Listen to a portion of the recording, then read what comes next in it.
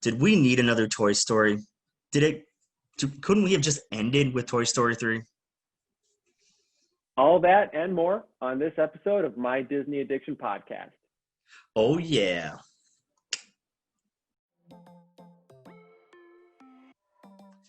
Did you like that? It was like the white man's underbite. Kinda.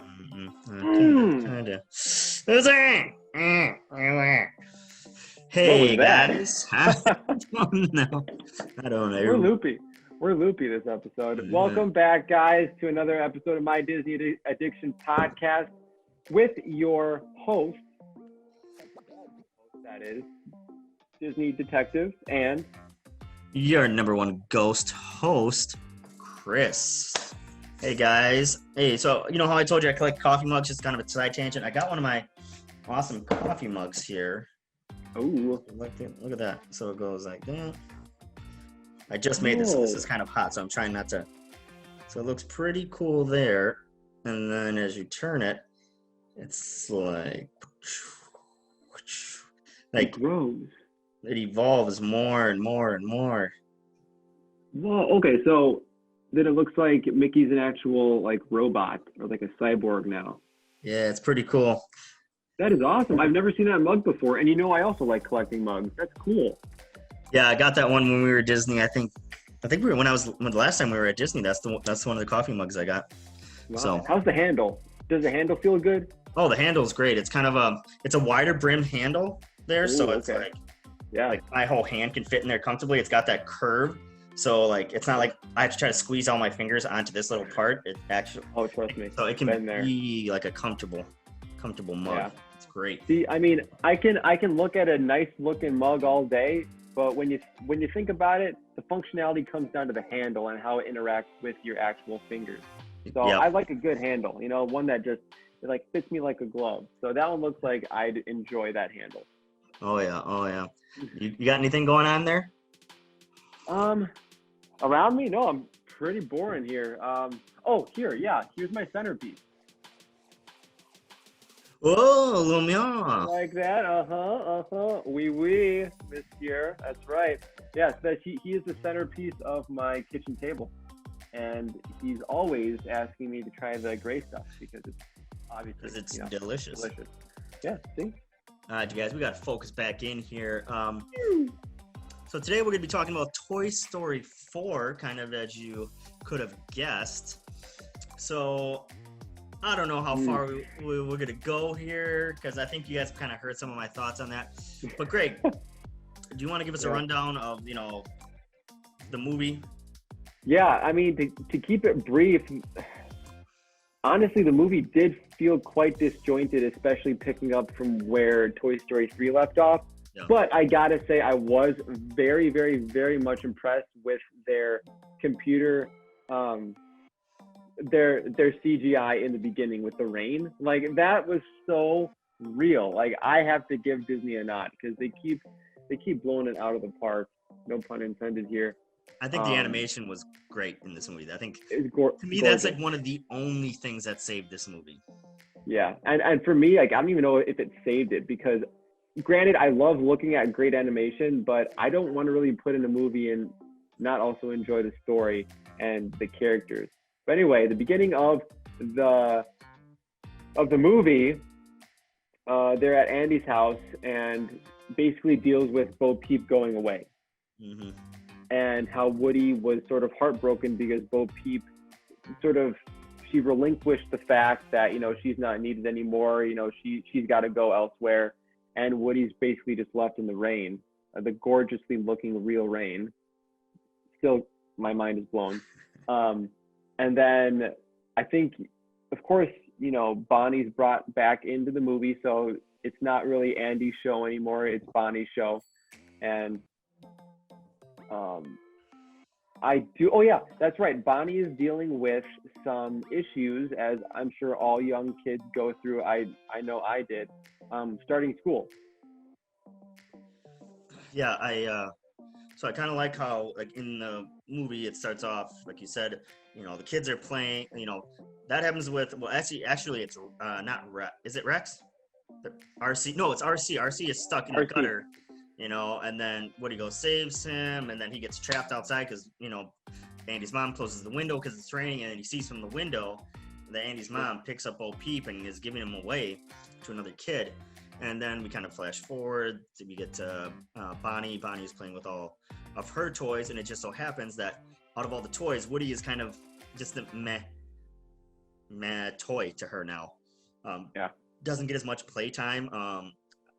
In the closet, he collects his first little fuzz, and the other toys in the closet are like, "Oh, what are you gonna name it?" and all that stuff.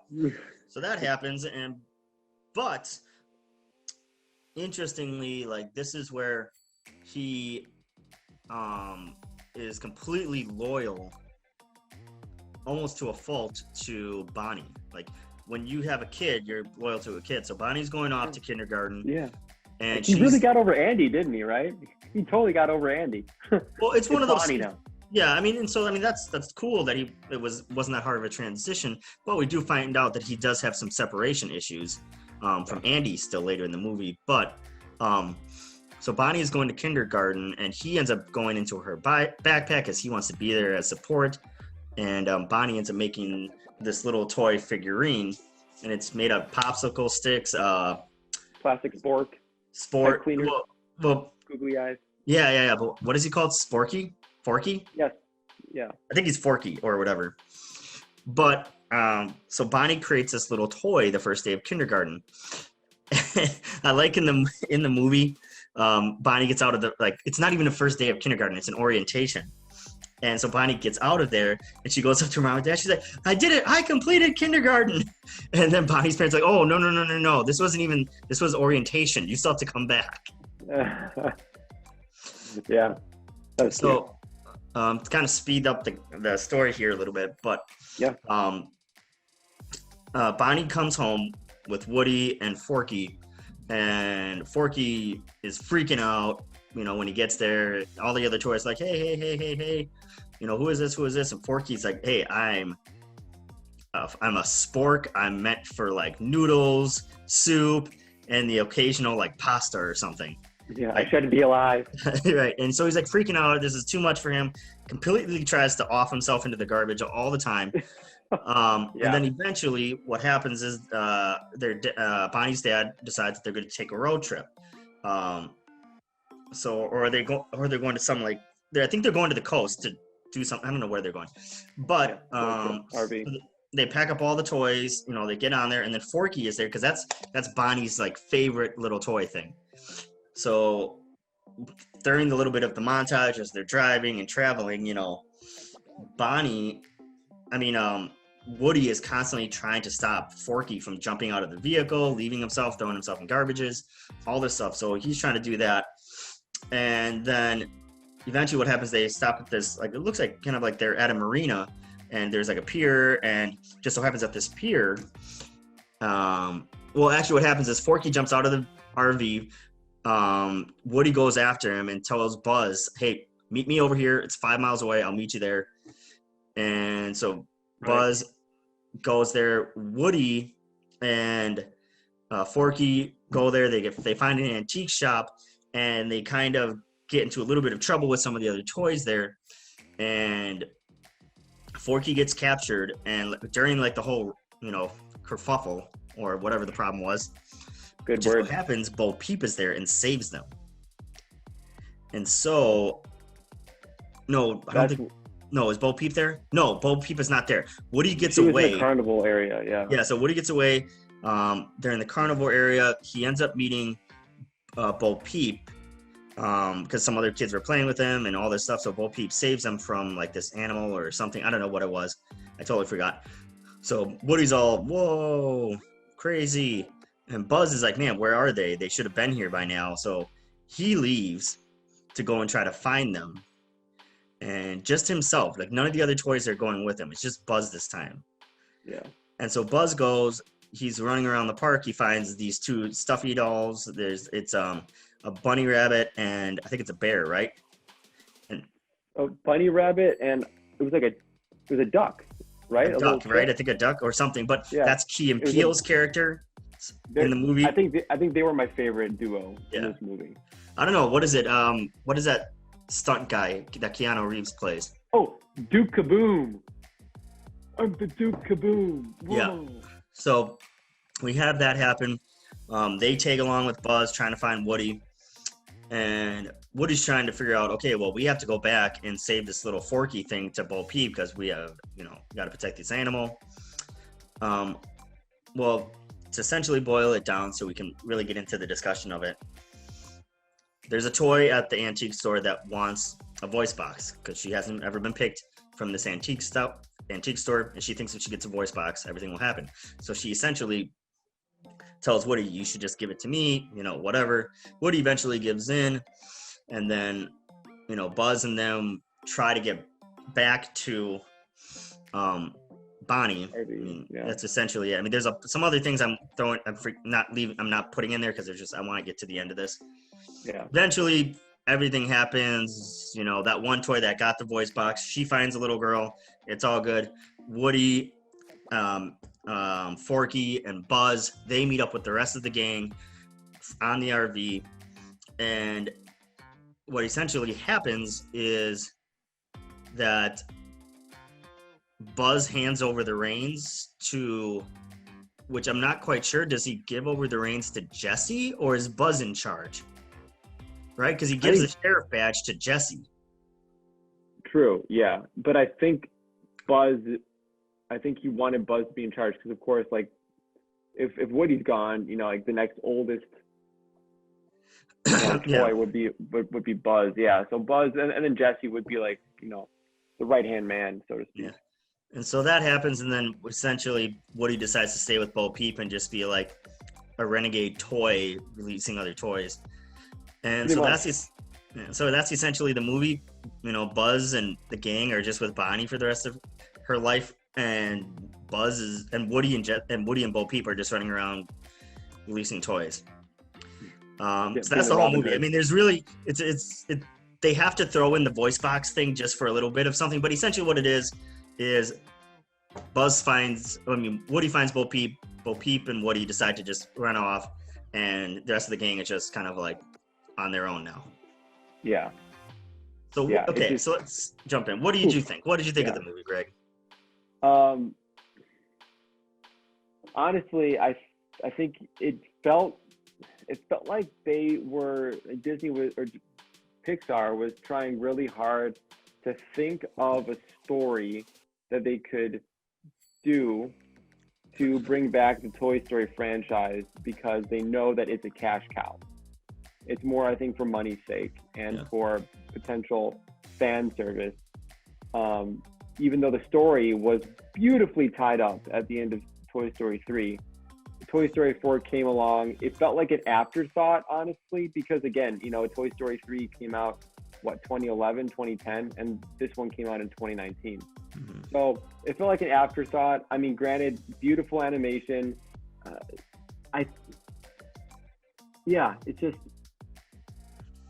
It just felt really off to me. It didn't feel like a true Toy Story movie. If anything, it felt like, like an unofficial fan movie of Toy Story of like, well, what if, it just didn't feel, it didn't capture my imagination and my caring as much as the first three movies did. And I mean, when you really boil it down, if you look at the amount of dialogue that Woody and Bo Peep have, it's like up here. And then if you combine the rest of the cast, it's like right here. Like Woody and Bo Peep definitely carried the story, but I felt like their story that they wanted to tell, it just didn't fit with Woody's character. And they left so many other great characters sort of just off to the side, especially Buzz, because I felt like that was a great disservice. Yeah. How about you? Yeah, so we'll get into like that in a little second. So is there anything that you felt like was there any redeeming quality in the movie besides the animation? Yeah, and besides the animation, honestly, no. It's just, I realized that every Toy Story movie has like a really creepy toy or a really creepy story. Because, in Toy Story 1, you have Sid and his evil, Frankenstein toys. Toy Story 2 really didn't have a lot of crazy evil toys, but Toy Story 3, of course, you have like, demented Lotso, and then the baby. The baby freaked me out, with like the limp eye and all that stuff. And then, of course, in this movie, you have, the toy with the broken voice box, and then her ventriloquist dummy henchman. Yeah, those like things are that guy. creepy. Yeah, that guy is like stuffed with nightmares. There's a whole bunch of them And- too. Those things are. Yeah, and like they were so silent and like they were quick, and I'm like, yeah, this is nightmare fuel for me. So again, I'm not saying that's one of the high points that I enjoyed in the movie. I mean, every so often, there was a little bit of like a chuckle from me that I enjoyed a joke here or there. But the only other thing that I liked was the addition of the plush carnival toys of Key and Peele. I thought that they were cool. And of course, Keanu Reeves is back now. Like, he's super popular. So, of course, they have to, put in Keanu. And I'm a fan of Keanu. So that was a cool toy to add. Yeah. So, honestly, yeah, just the addition of those three new characters, Duke Kaboom and the plush toys. Like, what? I think their names are Bunny and Duck or something like that. It's just really, really unoriginal. Just like, okay, these are the animal names, and we'll name them that. How about you? There's nothing that saves this movie for me. I mean, there's a few scenes where, and I think it's generally the scenes where it doesn't really deal with the stories. Yeah. Like, honestly. I don't know. I just find this movie absolutely stupid. It was a waste. Yep. Absolutely hated this movie. I think it's a dumb movie. I think it's horribly dumb. It ended perfectly with Toy Story 3.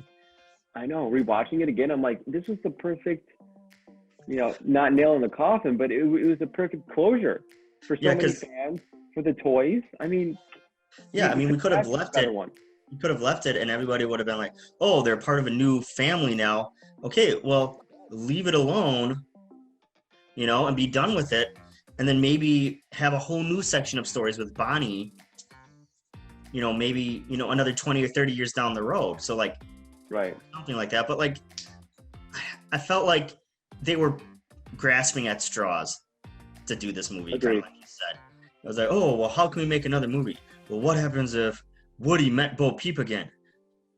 It's like, oh, well, let's now make it where he has to run off, and then we'll just leave the other toys kind of on their own with Bonnie. And it just seemed like, okay, so this, what you said going off of Woody's character, this whole thing is about loyalty and being with this person and being with this person and he was about that for half of this movie too. Yeah, it's all about family too. The toys he created. And then all of a sudden, like, on a dime, he just switches. Like, and I don't like it. I think, and the fact that all the other toys totally got screwed out of this movie. Yes.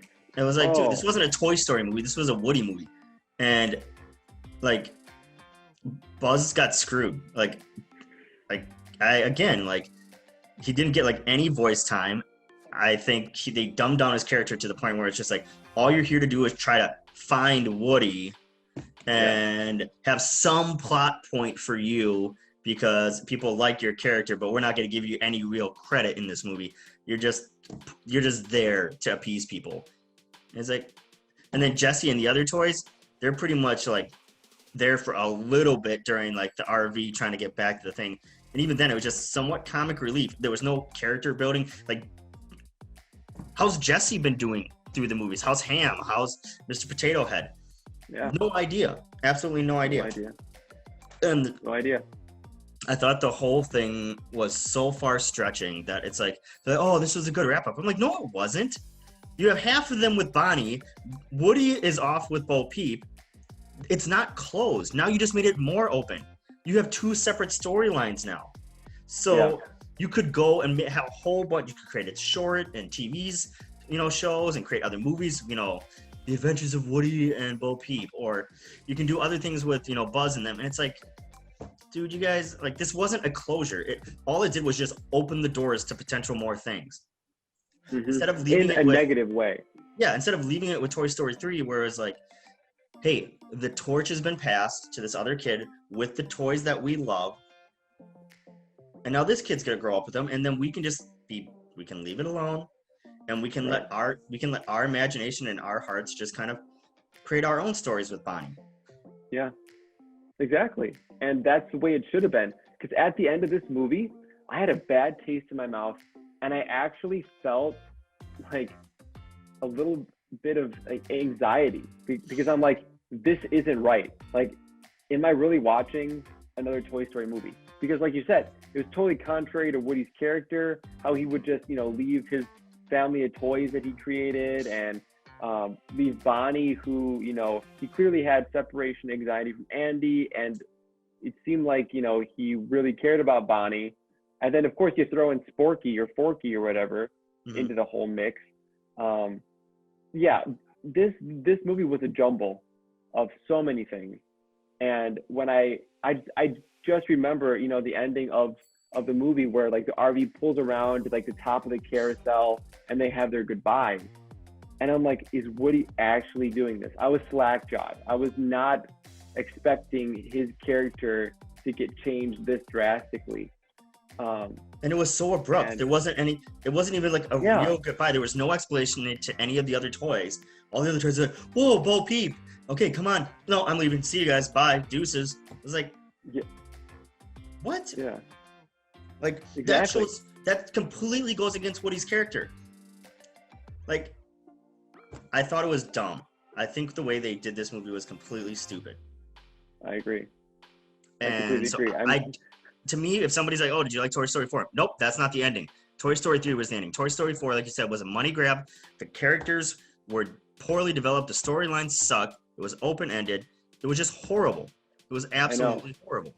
I know. And then what even grinds my gears further is that, during the promotion of the movie, you have Tom Hanks, you have Tim Allen, you have the bigger stars of the movie, that they were like getting all emotional saying that, it was amazing, like just how the script was written, like it touched them in so many ways. I mean, I get it. This is their last time playing those characters, but it's like, it's more of just a marketing ploy, to get people to watch it because, oh, this is going to be groundbreaking. This is like the last of its kind of Toy Story.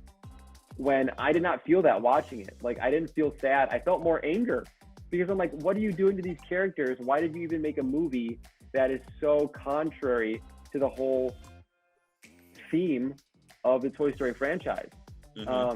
It's sort of like that whole thing of like, when is enough enough? And a lot of successful TV shows, a lot of successful movie franchises, I think, deal with it because you have this intellectual property that's insanely valuable and marketable and profitable to you, that you keep telling the story so you can, continue making money and continue making the fans happy. But there comes a certain time to where your success almost leads to your downfall because then you run out of ideas, the characters become stale, and you're just continuing it for the momentum of A, the cash grab, and B, to sort of, to keep the fans happy. And honestly, I think a lot of fans were happy with the ending of Toy Story 3. I don't know if we were really asking for Toy Story 4, but then again, in hindsight, we didn't know exactly what Toy Story 4 was going to be if there was one. Because of course, I'm always, Toy Story is one of my favorite franchises ever. But I think, Toy Story 4 should never have been really thought up. Sorry to say. And hopefully, whomever's listening to this, please let us know your thoughts. If you like Toy Story 4, if there's anything we're missing, or if you want to shed some light on this with your opinion, we would love to hear from you. But I think that it definitely overstayed its welcome. Because you have, like I said, successful TV shows like Grey's Anatomy or Supernatural, or, even movie franchises like Star Wars, like the first 6 Star Wars movies were great. It told the story of, Anakin Skywalker, Luke Skywalker. It was a perfect ending. And then Disney, again, had to ruin it with the sequel trilogy. And we'll talk more about that in our Star Wars episodes. But it's like, your success becomes your downfall, like I mentioned. And I think that's my favorite thing that I'm going to take from this episode, especially watching Toy Story. It's just they were so successful. They knew that they were going to make bank no matter what. and they just put something out and people ate it up just because it's Toy Story. Whereas like true fans, like diehard fans, really found it a hard time watching the movie and trying to get over it and understanding why they made a fourth one. Well, I mean, you think about it. I mean, is it any coincidence that they were trying to come out with this movie this movie came out roughly around the same time that Toy Story Land came out? Yeah. I know, coincidence, right? I mean, if anything, yeah, I think that sort of, yeah, especially now it seems like Disney is their entertainment in terms of like movies and TV shows and their parks are slowly coming together. It's like one plays off of the other now. And so I don't know. I don't know. There's really not much more I can say about it. I just don't think I don't think the movie was necessary. I think it wasn't. Don't think it was good. I don't think it was helpful to the storyline. I don't think it did honor to any of the characters, and I think it just made it more muddled. That's all I think it did. I agree. So if you had to rank Toy Story alone Toy Story 4 alone as a movie, and then if you had to rank it with the other Toy Story movies, what numbers would you give it? 1 out of 10. Alone, without any of the other stories. Yep.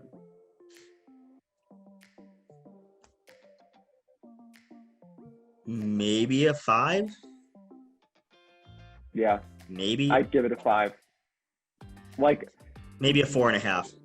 Yeah, it's like being generous to round up a 5, but yeah, it's definitely below like average. Yeah. In the franchise, it'd be Toy Story 1, Toy Story 3, Toy Story 2. I'm not even going to bother putting Toy Story 4 in unless it doesn't deserve it. There you go. I know. Everybody knows where Toy Story 4 lands on my list. Of course, it's the last out of the 4. Mm-hmm. Didn't even come close to touching any of the magic, any of that inherent, Toy Story-esque quality of the other movies.